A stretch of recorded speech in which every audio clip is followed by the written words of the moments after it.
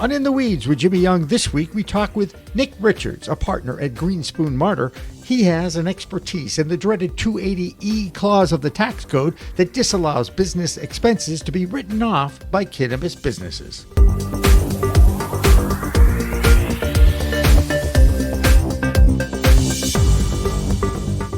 How important is social responsibility to multi-state operators when it comes to their perception in the public? Yeah, I think their consumers like it. But I think it's a little bit of it's a tough road, right? It can be a heavy burden for a business that's already struggling. And there are plenty of cannabis businesses struggling right now. I'm looking at others that took part in this National Cannabis Roundtable. We mentioned Cresco Labs. We mentioned Pure Vita Investments, TrueLeaf, Tilt, Urban Grow, just to name a few. And Greenspoon Marder is on there. What is Greenspoon Marder doing in this space? So we sort of started the National Cannabis Roundtable in a way. We saw that there was no lobbying arm that had much, real kind of traction going on in DC, and my fearless leader Jerry Greenspoon somehow found Saphira Galoup, and the National Cannabis Roundtable was born from that relationship, and away it went. We participate in it, and Saphira's and her team are amazing on Capitol Hill for sure. Are you encouraged with what's going on Capitol Hill as far as federal cannabis reform goes, or not? Yeah, I'm encouraged.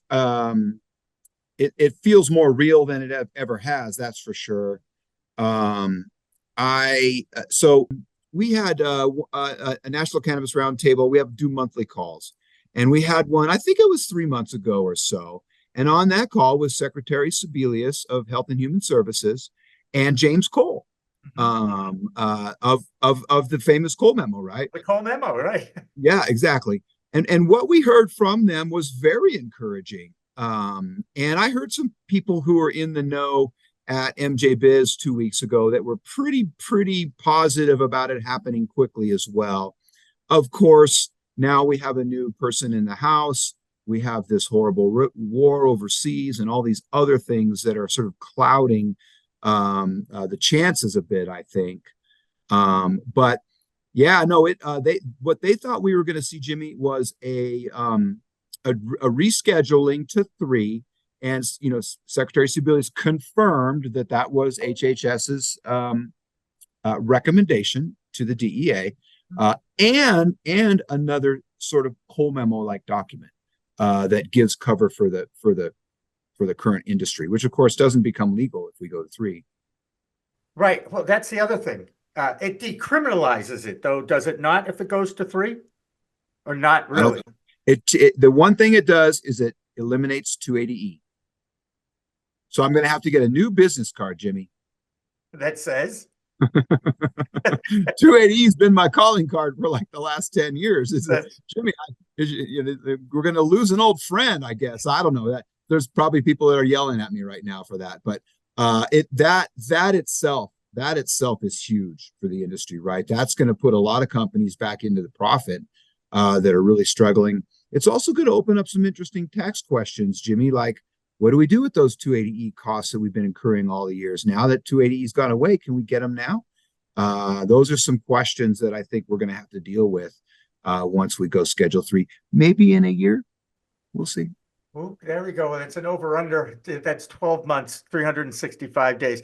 I kiddingly call any movement at the federal level cannabis standard time, because it really is 1 step forward, 2 steps backward.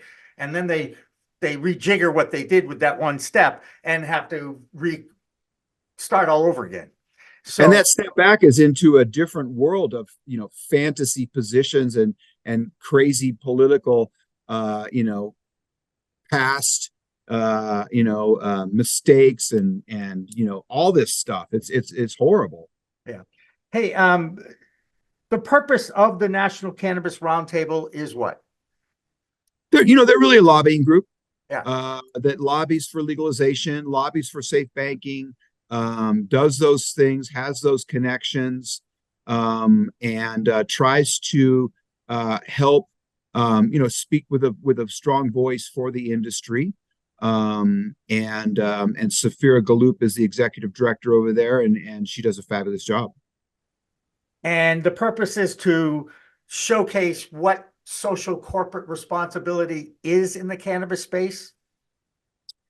Well, that's so the National Cannabis Roundtable's purpose is to advocate for the cannabis industry across the board in every way. Gotcha. But social equity has become a real important topic in many cannabis companies and in many states, and it has become an area that the federal government seems to be willing to talk about as well, right? So there's some better grease for the skids if it also involves social equity. And of course, Jimmy, it is a social equity issue because it was cannabis is illegal because of the Nixon administration's efforts to lock up minorities and political opponents, right? People go, "Oh, Jim, oh, Nick, what about alcohol? What about tobacco?" We can't even talk about that because part of the deal in making marijuana illegal was to specifically exempt alcohol and tobacco, right? So there's no comparison there because they're exempt, which of course marijuana should be exempt too, Jimmy, but I don't think we'll get there. You could say you heard it first from me though, that the plant should be exempt and the derivatives from the plants, right, should be drugs. That seems to me to be the right balance to draw here. And defining what hemp is continues to be a very, very loose definition. I saw a story this week about Mississippi gas stations selling hemp-derived products that had poison in it. Yeah, because not regulated, right? Right. Where marijuana is. Right. Yeah, it's Jimmy, it's just a bigger gummy, right? You can get to the same thing. Right. You just have to have more volume, and so you can be under 0.03, right? It's a big weird world out there right now, and there's all kinds of issues out there, and really, Jimmy, I was just in Las Vegas, and I talked to a lot of people who know a lot about marijuana, and what I'm being told is they're just names. It's just semantics. It's like it isn't really. It's just nothing, right? We just put this name on it and say, okay, that's hemp. We'll call that hemp. Guess what? It's really hard to grow hemp that's under 0.03, right? I think hemp farmers, they know their crops go hot all the time. As a matter of fact, there's probably an average of about, some percentage that's hot across the board, right? So it's this false distinction that we're making. What can we do to fix that? More regulations? Jimmy, we got to smoke more weed. That's the answer to everything, Nick. Is that the idea? Because at that point, you're not going to care, right? I understand. That's a serious subject. There are people in the hemp industry that are really upset. Yeah, right. And where do you go with it all, right? I mean, in the end, people are talking about, look, we can take a hemp product and make it better than marijuana. I sat with these folks from Israel that. It's cannabis sativa is the name of the plant, right? That's right. It is the same plant for sure. And it just shows you, I think, that the people who are making the rules didn't do their due diligence when they made the Farm Bill accepted in 2018. They just had no idea what the Pandora's box they were opening. Am I right? I think that's right. And that might turn out to be a big mistake, right? We might get to a place where marijuana is more illegal than hemp is. They just don't understand it enough. But I like the idea of distinguishing between the plant and the products that are derived from the plant. Yeah. Drug versus agriculture, DEA versus U.S. Department of Agriculture. I mean, maybe that is the division. I don't know. Lord knows, Nick, if you and I went to Washington and we tried to explain this to a lot of people, they'd be shaking their heads in 5 minutes because it can be mind-boggling. It really can be. Yeah. Yeah. Well, it's super complicated, and there's so much to it, and these delta this and delta that, and this that, and cannabinoid X, Y, Z, and every other thing. Jimmy, there's a lot of stuff in that plant. THCA, okay? Right? Right? I mean, it just shows you, there used to be a saying in sports that the cheaters are always ahead of the regulators. Mm-hmm. That's a human element, right? That human beings tend to look for the shortcuts, look for the easy way out, look for a way to make them look good, as opposed to what is right for the public, which I really do believe our representatives want to do, but they just have no idea how to do it. It's a political football, is what it is. It has nothing to do with what the plant really is, or who uses it, or anything else. It's the political kind of vision around it that is just toxic. It's horrible. Yeah. I just read and wrote a story for the news today about the new survey that the University of Michigan was involved with, that was funded by the National Institute of Drug Abuse, that showed over the last 2 years how teen use of cannabis has not changed in legal states, which Right. immediately counters the prohibitionist first words out of their mouths is, what about the kids? Well, guess what? The kids are smart. I think the kids are smarter than the adults in a lot of ways when it comes to these kinds of things, because they're interested enough to do the research on it. And they do it really well too. They're right on, Google, and bam, they got all the information. And I go to my kids all the time when I don't understand stuff. Jimmy, I learned the word Riz. I learned Riz from my kids yesterday at dinner. I'm not sure if I've got Riz or not. I know you don't.